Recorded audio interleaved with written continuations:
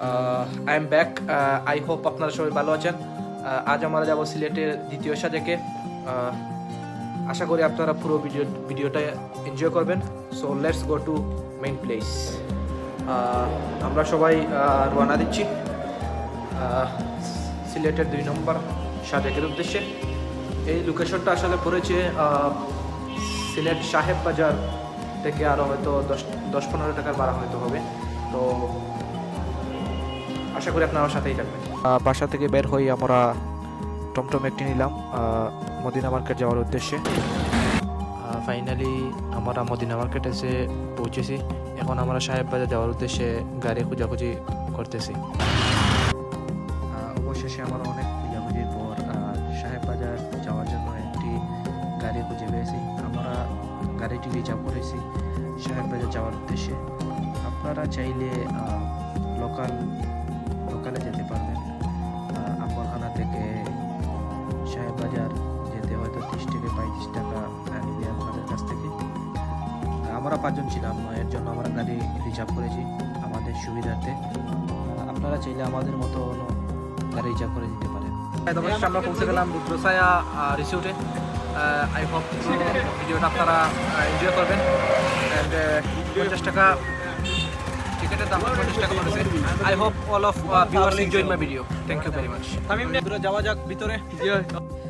আস্তে আস্তে আমরা ভিতরে ঢুকলাম। আসলে চারপাশটা অনেক সুন্দর ছিল এবং পরিবেশটা অনেক নিরিবিলি ছিল। এভরিওয়ান, অবশেষে পৌঁছে গেলাম রুদ্রছায়া স্পটে। আশা করি পুরো ভিডিওটা জুড়ে আমাদের সাথেই থাকবেন।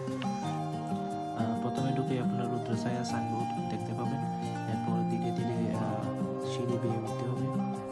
আপনারা অনেক সাবধানে সিঁড়িটি অতিক্রম করবেন, কারণ সিঁড়িটি অনেক খারাপ এবং ঝুঁকিপূর্ণ। প্রথমে আমরা ঢুকে আমাদের টিকিট চেক করবো একটি ছেলে। এরপর দ্বিতীয়ত ঢুকার পর কতগুলো তাঁবু দেখতে পেলাম এই জায়গায়।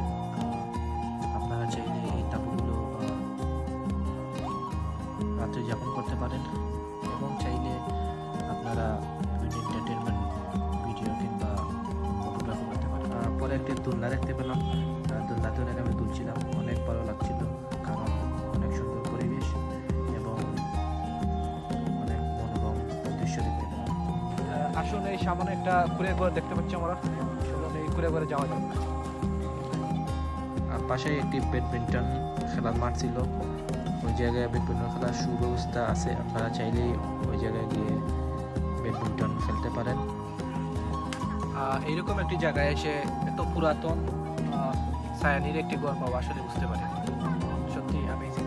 আর এই জায়গায় একটি পাশেই একটি ব্যাডমিন্টনের আরেকটা খেলার জায়গা আয়োজন করা হয়েছে। আপনারা চাইলে এই জায়গায় এসে অ্যাটেন্ড করতে পারেন।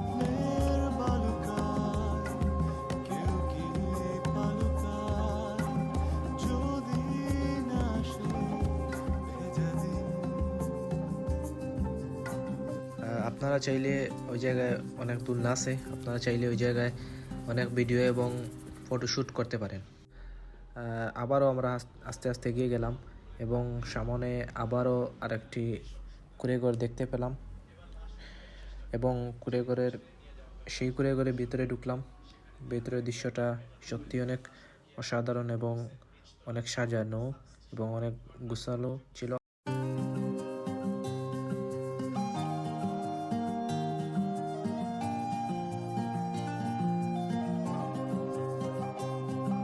অবশেষে সাজেক খেত রুদ্রছায়ায় এসে আমরা পৌঁছলাম একদম মেন স্পটে। এই জায়গায় আসলে আপনারা দেখতে পাবেন সূর্যাস্ত। থ্যাংক ইউ বিশেষ করে যারা ধৈর্য ধারণ করে আমার পুরো ভিডিওটা দেখেছেন। আই হোপ সবাই আমার চ্যানেলটা বা আমার ব্লগটা ফলো দিয়ে রাখবেন এবং আমি সিলেটের বিভিন্ন স্থান রিপ্রেজেন্ট করার চেষ্টা করব। Thank you very much.